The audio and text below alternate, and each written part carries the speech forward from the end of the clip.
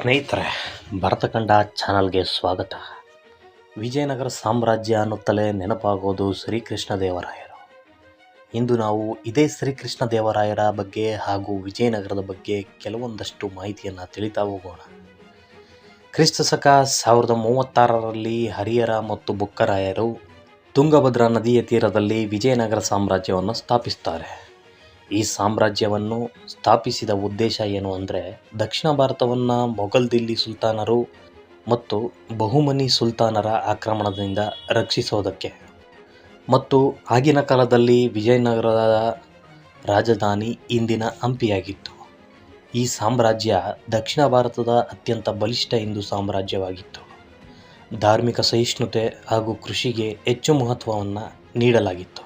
ಇದನ್ನು ವಿದೇಶಿ ಪ್ರಯಾಣಿಕರಾದ Nicolo Conti, Abdul Razzak, Duarte, Barbosa ವಿಜಯನಗರದ ಐಶ್ವರ್ಯವನ್ನು ತಮ್ಮ ಕೃತಿಗಳಲ್ಲಿ ಉಲ್ಲೇಖಿಸಿದ್ದಾರೆ.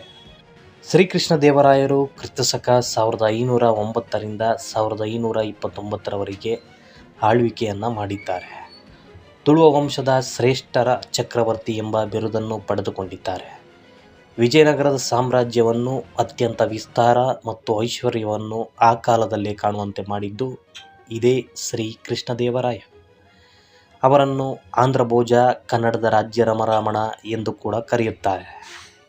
ಶ್ರೀಕೃಷ್ಣದೇವರಾಯರು ಒರಿಸ್ಸಾ ರಾಜ್ಯ, ಬಿಜಾಪುರ, ಗೋಲ್ಕೊಂಡ, ಬಿಜಾಪುರ ಸುಲ್ತಾನರು ಮತ್ತು ಬಹುಮತ ಶತ್ರುಗಳನ್ನು ಸೋಲಿಸಿದರು. ರಾಯಚೂರು ಕದನದಲ್ಲಿ ಬಿಜಾಪುರದ ಆದಿಲ್ ಶಾನನ್ನು ಸೋಲಿಸಿ ರಾಯಚೂರನ್ನು ಜಯಿಸಿದರು. ಅಷ್ಟೇ ಅಲ್ಲದೆ ತುಳುನಾಡು, ಆಂಧ್ರಪ್ರದೇಶ, ಕರ್ನಾಟಕದ ಬಹುಭಾಗವನ್ನು ತನ್ನ ಅಧೀನದಲ್ಲಿ ಇಟ್ಟುಕೊಂಡಿದ್ದರು.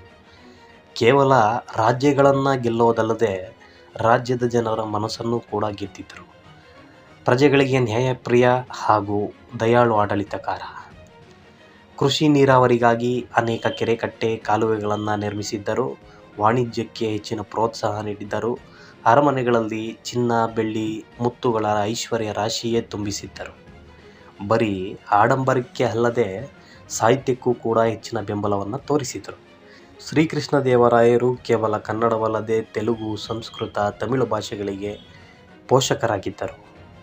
ಅವರು ತಾವೇ ತೆಲುಗಿನಲ್ಲಿ ಅಮುಕ್ತಮೌಲ್ಯ ಎಂಬ ಕಾವ್ಯವನ್ನು ಕೂಡ ಬರೆದಿದ್ದಾರೆ ಮತ್ತು ಅಷ್ಟದಿಗ್ಗಜರು ಎಂದು 8 ಕವಿಗಳನ್ನು ಘೋಷಣೆ ಮಾಡಿದ್ದರು. ಮುಖ್ಯವಾಗಿ ಇವರ ಕಾಲದಲ್ಲಿ ಕನ್ನಡದ ಕವಿಗಳಾದ ತಿಮ್ಮನ ಹಾಗೂ ಚಟುವರ್ಯರು ಸುಪ್ರಸಿದ್ಧರಾಗಿದ್ದರು.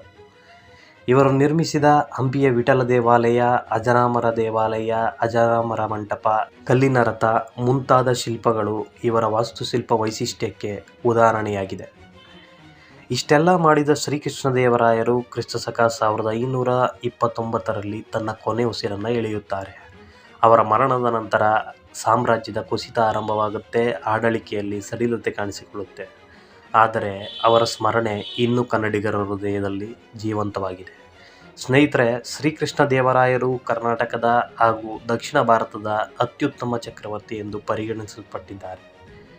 ಅವರು ಸೈನಿಕ ಶಕ್ತಿ, ಜನಪರ ಆಡಳಿತ, ಸಾಹಿತ್ಯ, ಸಂಸ್ಕೃತಿ, ದೇವಾಲಯಗಳ ಶಿಲ್ಪಕಲೆ ಎಲ್ಲ ಕ್ಷೇತ್ರಗಳಲ್ಲಿ ಶ್ರೇಷ್ಠ ಸಾಧನೆ ಮಾಡಿದ್ದಾರೆ. ಕನ್ನಡದ ಕುಲತಿಲಕ ಶ್ರೀ ಕೃಷ್ಣದೇವರಾಯರಿಗೆ ಬಹುಪರಾಕ್ ಬಹುಪರಾಕ್ ಬಹುಪರಾಕ್ ಎಂದು ಹೇಳ್ತಾ ಈ ವಿಡಿಯೋನ ಇಲ್ಲಿಗೆ ಮುಗಿಸ್ತಾ ಇದ್ದೀನಿ. ವಿಡಿಯೋ ಇಷ್ಟ ಆಗಿದ್ರೆ ಲೈಕ್ ಮಾಡಿ, ಶೇರ್ ಮಾಡಿ, ಸಬ್ಸ್ಕ್ರೈಬ್ ಮಾಡಿ. ಜೈ ಹಿಂದ್.